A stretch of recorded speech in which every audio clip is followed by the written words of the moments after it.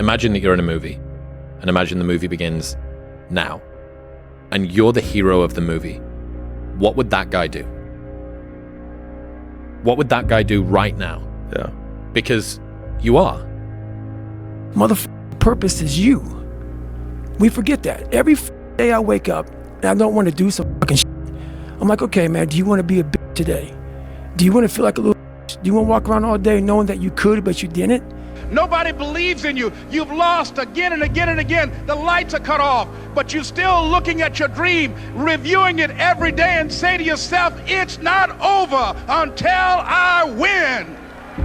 If you don't fail, you're not even trying. I'll say it again. If you don't fail, you're not even trying. My wife told me this great expression. To get something you never had, you have to do something you never did.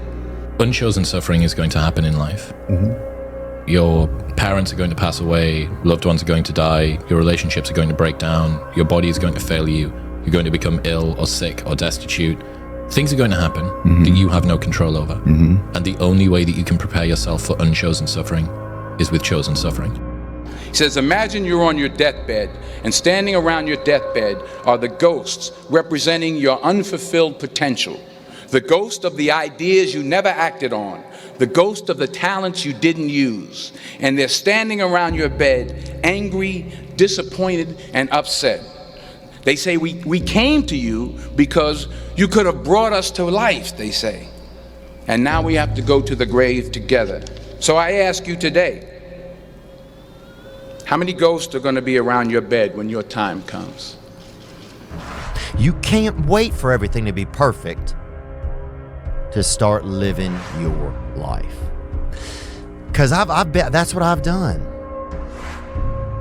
My whole life has been like that. Inside of me, it has been, as soon as it's all lined up, I'm going to show you myself. As soon as I've got it all looking the way I want, I'm going to show up for you. And for me. I'm never going to get to that where everything's okay, where everything looks a certain way. And in the meantime, I'm burning the best time I do have available. Ask again, what would you do if you only had 6 months to live? What would you do if you only had 6 months to live? Who would you spend your time with? Where would you go? What would you want to do? What would be important? What would be unimportant? If you ask that question over and over again, you'll have a tendency to keep your life in balance. Everything in moderation. Patience, the thing that goes beyond hustle and hard work. The discipline of patience, the thing that goes beyond hustle and hard work, right? Because we all talk about hustle, we talk about working hard, we talk about grinding, this, that, and the third, but nobody talks to you about patience. Nobody speaks about that patience. Because in the patience, that's where you're gonna make it or you're gonna break. The discipline of patience, right? Because when you're not patient, you can make a lot of mistakes, man. Like I told you, the quote said, don't judge each day by the harvest you reap. You judge each day by the seeds that you sow, right? When you sow a seed, you gotta be what? Oak, you gotta be patient. And by purposefully choosing difficult things, you will armor yourself against that situation. It's still gonna suck. But think about how much more fragile you would be if you hadn't overcome all of this stuff. We spoke about this yesterday. Every single person that I know that is incredibly successful in a balanced way and has a good perspective on it elects to do very hard things regularly. It humbles them, it reminds them that they're just mortal, and it also means that if the entire mainstream media apparatus tries to come down on top of you, let's say, just as a hypothetical, let's say that occurs, that you can deal with it because you know that you've dealt with 1,000 disgusting kettlebell workouts followed by a cold tub or whatever. If everybody who's like at the bottom and feels like they have nothing going for them, reframe that as I have nothing going for me, which also means that I have nothing to lose by taking action, it makes you a much more dangerous person. If you want to change your life, you must change your ways. You must develop discipline. You must develop strength. It doesn't matter where you are in life. It really doesn't. Because the great thing about life is it's always your next move. Your next move that counts. It's easy to give up. Hell yeah. It's the easiest thing in the world to do. I'm done. I ain't going. I ain't gonna keep going. Yeah, I don't feel like going to work. I'm done. Yeah, man. It's easy. It's very easy. But what's hard is going, yo, yesterday I got nothing from working as hard as I could. Nothing happened from that. I'm gonna do the same thing again today, but I'm gonna try to go harder. That's the hardest thing in the world. To get up every day and give 100% and be in the same position that you were each day, but mentally know that you're trying and trying and trying. That's a real grind. This is intentional. Intentionally act like the person you want to become. Because when you intentionally act like the person you want to become, your brain sees you taking those actions, so your brain starts to change the way it relates to you. When your brain sees you high-fiving yourself in the mirror, it starts to go, oh, wait a minute. Steven loves himself.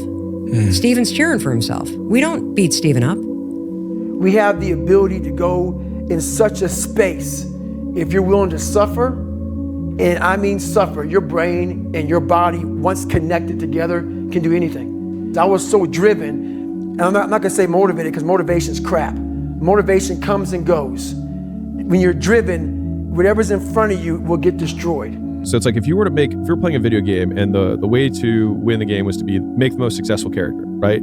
You would have probably a really character-driven human being in terms of like, they'd be patient, they'd be hardworking. Like you think about all these traits that they would have, right? They'd probably be tough emotionally, like, etc. All right, cool, that's the character. And that's the person who's gonna be really successful. We can all probably agree on that.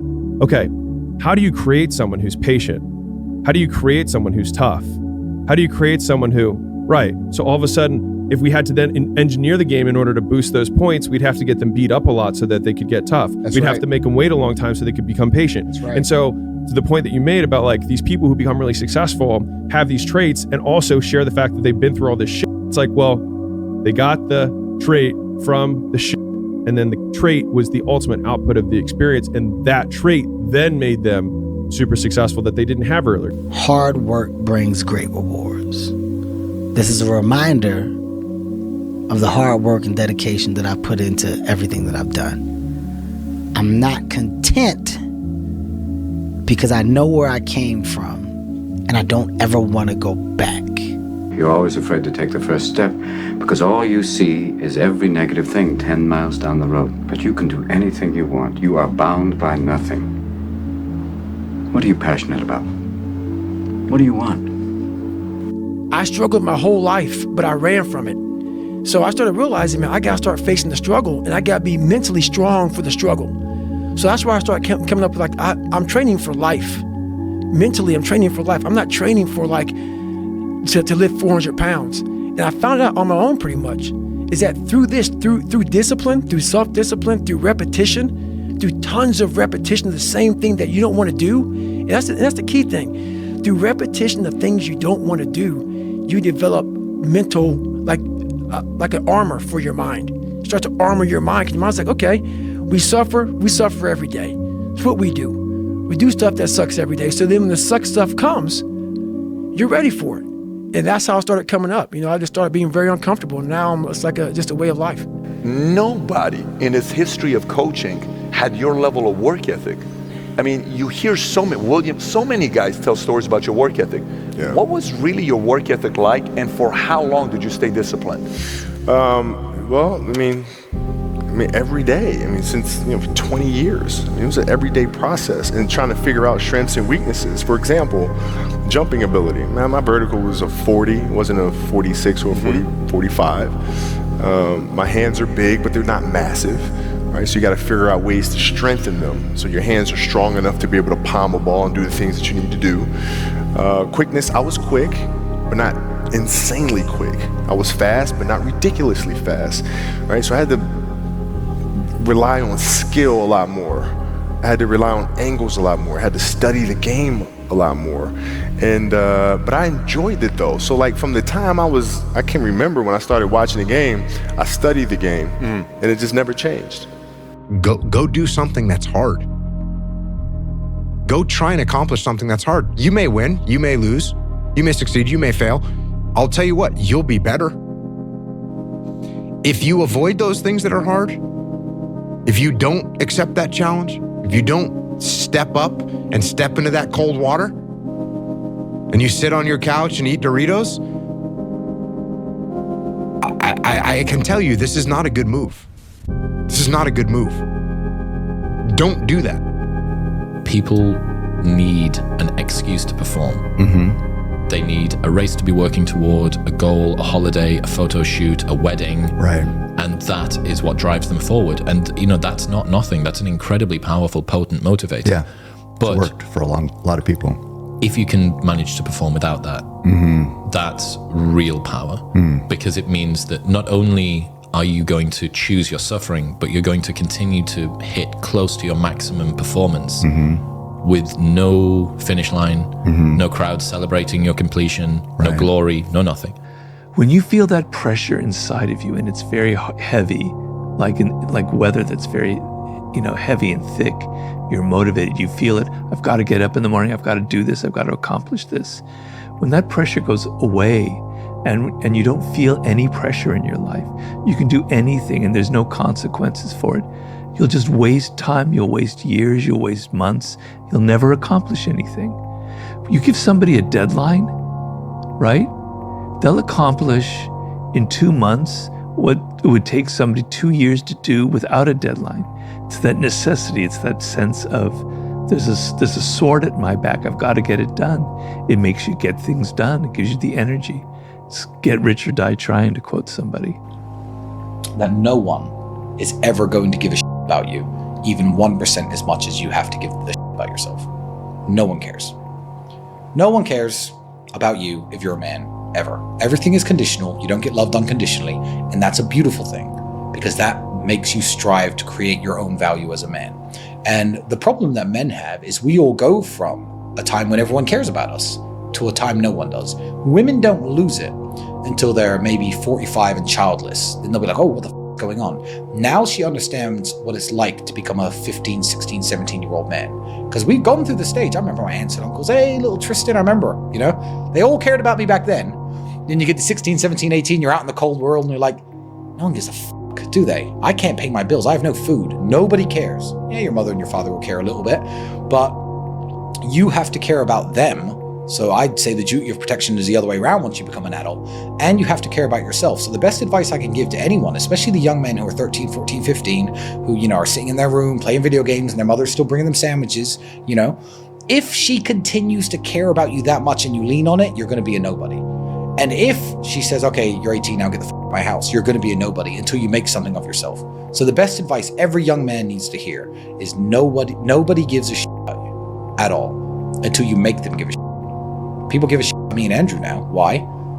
Would you have given a shit about me if I just stayed in my room playing video games from age 18 till now? No, you wouldn't know who the f I was.